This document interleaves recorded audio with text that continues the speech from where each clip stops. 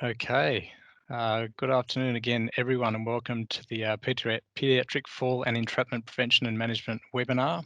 Can I just remind everyone that this webinar will be recorded and will be loaded up on the CEC website on the Paediatric page. So can I ask that you just ensure that your microphone is in fact muted and your camera is also turned off until we pause for some discussion questions at the end. If you do in fact have any questions as we're going through, something pops up and you think I'd like to know more about that, you can always pop it into the chat function.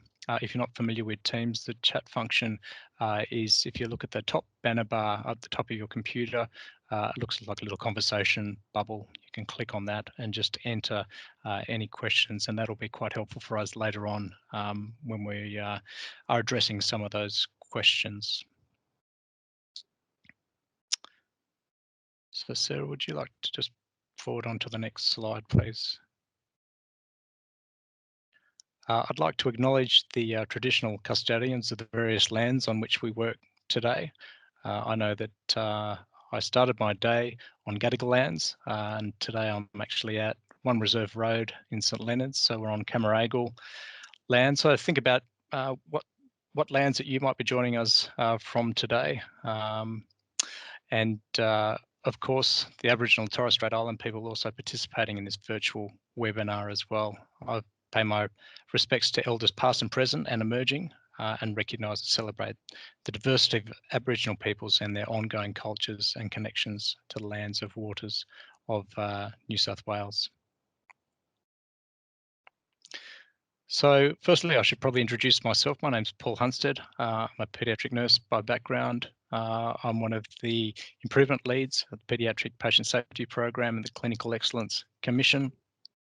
I also spend some of my week in a quality and safety role working at Sydney Children's Emergency Department. And I'm privileged to have us join Megan Clough. Megan's one of our paediatric clinical nurse consultants for Northern Sydney Local Health District. And also joining us, of course, is Rebecca Martin, who's an occupational therapist who works within the Sydney Children's Hospital network.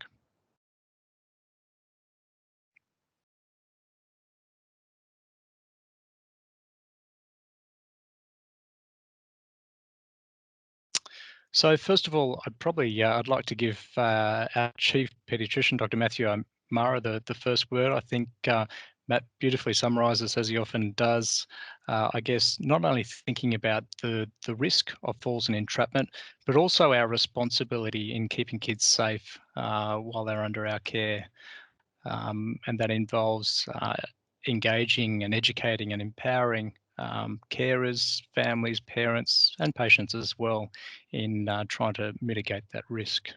So over to you, Matt. When children are in our care, we're responsible for their safety. In hospital, they can fall or become entrapped in the bed or bedding. While sometimes there's no harm, a fall or entrapment can cause serious injury or even the death of a child. We can make hospitals safer by identifying the risks of falls and entrapment and taking action. Looking through a child's eyes, a hospital is very different to home. The beds are higher, there are bed rails, the floors are harder, there's lots of things to get tangled in like IV lines and monitor cords. And you're often not at your best because of illness or injury or the effects of medications.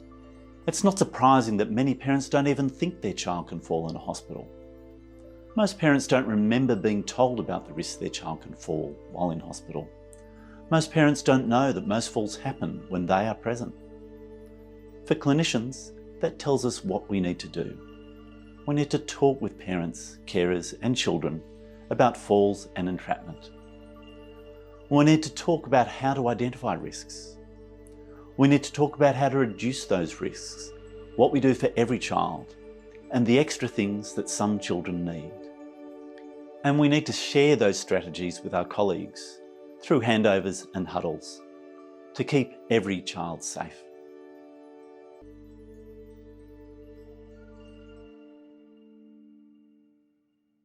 Okay, so what was the catalyst to the development of the falls and entrapment prevention guideline? It was a coronial inquiry that occurred a number of years ago, and it's quite a sad and really tragic case of a 13-year-old girl who had profound neurological and physical disability, who unexpectedly died when she actually fell from a hospital bed, and when a T-shirt actually became caught between, you can see in that image on the screen, she actually somehow managed to get between the bed rails and the head of the bed, and as she fell out of the bed, she got her T-shirt caught around the bumper, as you can see at point B, and she was strangled, and she subsequently died. And the coroner found that there was a failure to select an appropriate bed based on the patient's needs and risk. And he also identified that there was a lack of available guidelines on fall and entrapment. So the recommendation, of course, was to develop a guideline directed to improving the safety of beds used by children. So we've done that, and I'm sure many of you would have already seen the what's referred to as a cabbage, which is a cot and bed allocation guide, which actually sits within the guideline itself.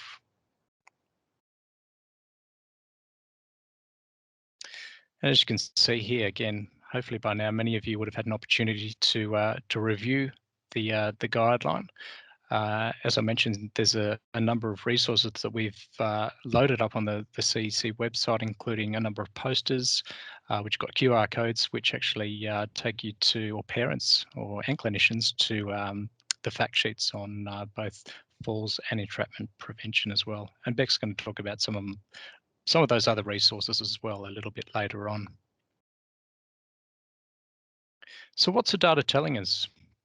We know when we looked at the data from New South Wales from 2017 to 2019 inclusive, that there were 944 incidents. We're looking at specifically at paediatrics, so kids 28 days to 16 years. We didn't look at the under 28 days because we couldn't actually, it was difficult to separate those kids in birthing centres, NICUs, special care nurseries, etc. But as you can see there, the vast majority of the falls that occurred in an inpatient setting occurred on the ward.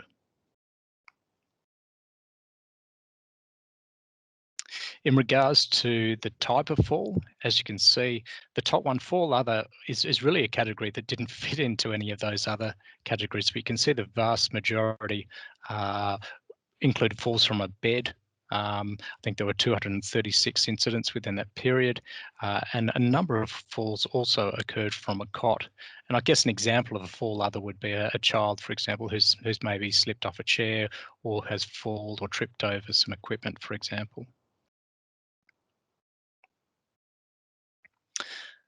So as you can see, the vast majority of incidents involve both SAC3 and SAC4. It's very rare to have significant harm. When I talk about significant harm, we're talking about SAC1 and SAC2, where there's either death or significant morbidity.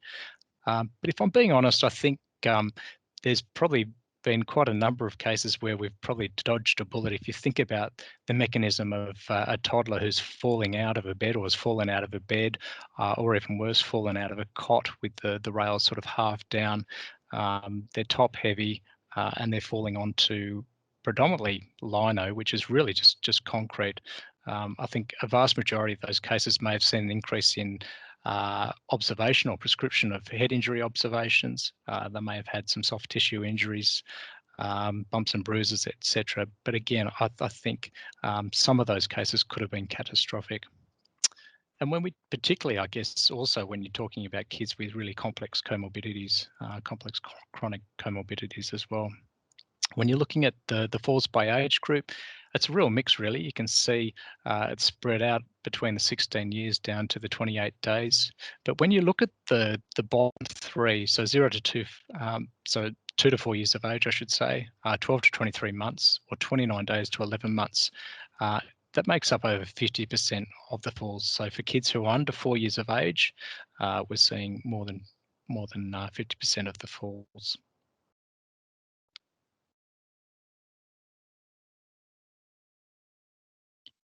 So I'm going to hand over to Megan. She's going to talk about what we're trying to get out of today. Thanks, Megan. Thanks, Paul.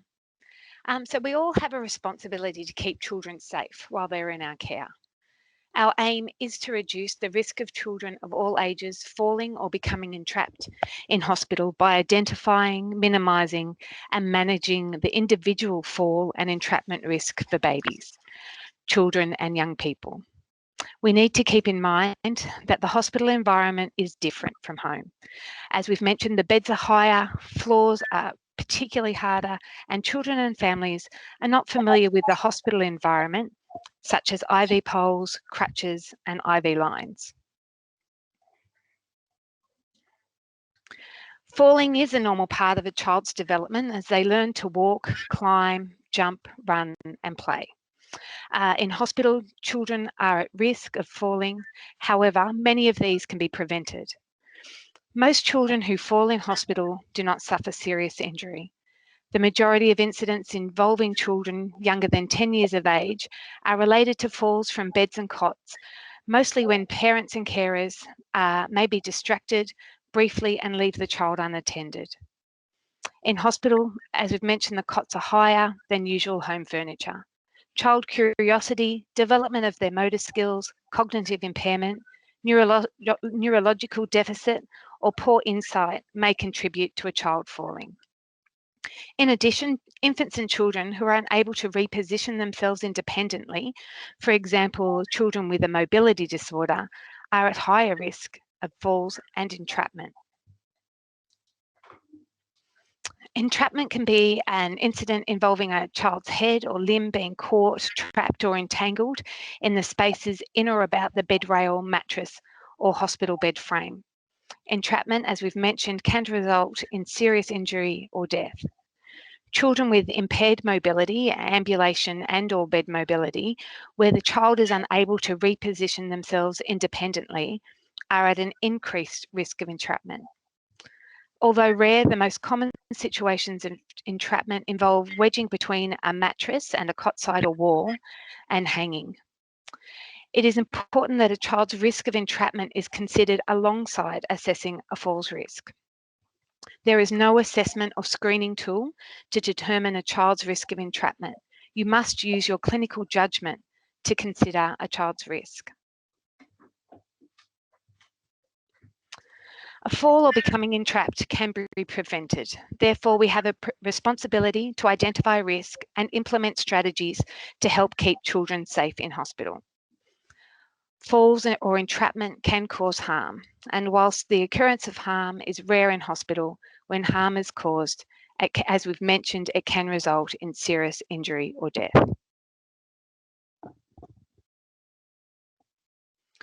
Falls prevention and management forms part of National Safety and Quality Health Service standards. Screening is a patient safety initiative to prevent and minimise risk of harm. Screening aims to identify those at risk and employs preventative strategies to mitigate risk. A child's risk of entrapment is to be assessed in addition to their potential falls risk. Staff are required to use their clinical judgment to determine a child's risk of a fall and or entrapment. Remember, there are a number of factors that can influence a child's risk, including their medical condition, being it acute, chronic or long-term. Their mobility, both ambulation and bed mobility need to be considered, their age, and your staffing levels and skill mix. It is essential to consult with the child and their carers when determining the child's fall and entrapment risk. Next, we will hear from a parent's perspective with a patient story. Then after this, I'll hand it over to Rebecca Martin to continue. My 11-month-old child was admitted following a minor operation. While she was on the ward, she had a fall from her cot. It was really scary. I was standing next to the cot and turned my back for a split second. My daughter fell between the cot and my body, landing on her head. Thankfully, she didn't seriously hurt herself. It was so frightening. Harm from a fall was the last thing on my mind when I came into hospital with my child, nor did I know my child was considered a fall risk.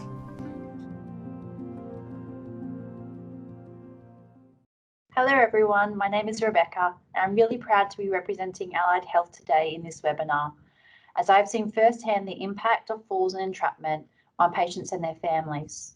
Allied Health, in particular physiotherapists and occupational therapists, work together with the multidisciplinary team to implement management and prevention strategies.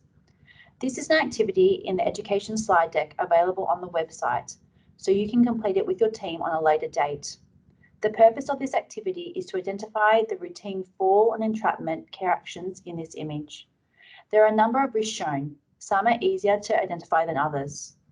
We don't have time to go through it all today, but you can take it back to your team and give it a go.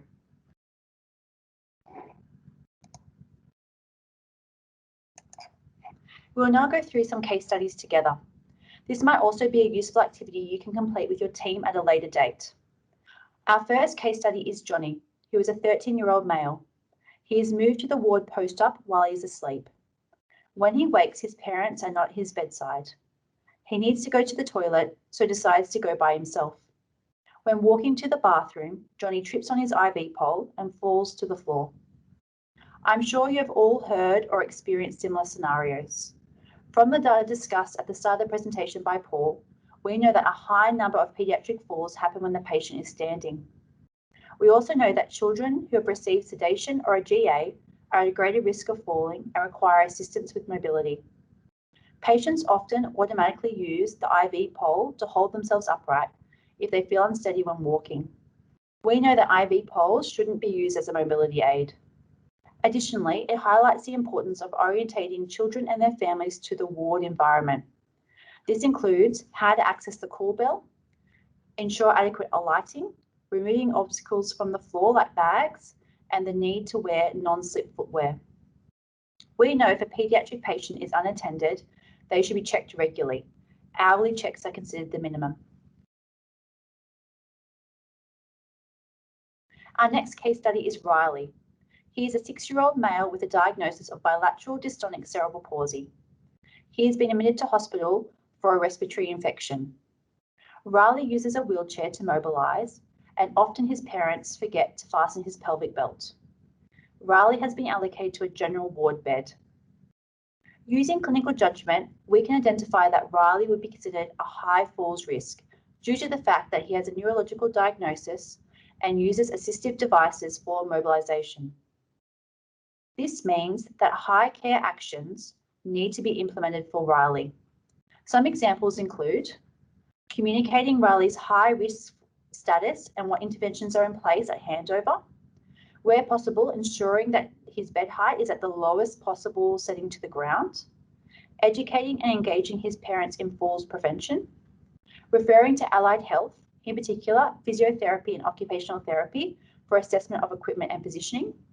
Education should also be provided about the importance of fastening his pelvic belt on his wheelchair. Additionally, an occupational therapist could assess Riley's wheelchair to make sure it's appropriate for his needs. It would also be beneficial to place Riley in a high observation area. We know that children with impaired bed mobility, like Riley, are at increased risk of entrapment between equipment such as bed rails and mattresses. This is due to the difficulty in repositioning. Furthermore, children with uncontrolled movements like Riley are at an increased risk of injury and entrapment. By using the cot and bed allocation guide, Riley should have been allocated to a floor line or low bed with full-length rails fitted with protectors as per the manufacturer's instructions. It should be noted that pillows and blankets can create a risk of suffocation and should be used with caution for bed positioning. Instead, a referral to allied health can determine if Riley would be appropriate for a bed positioning system.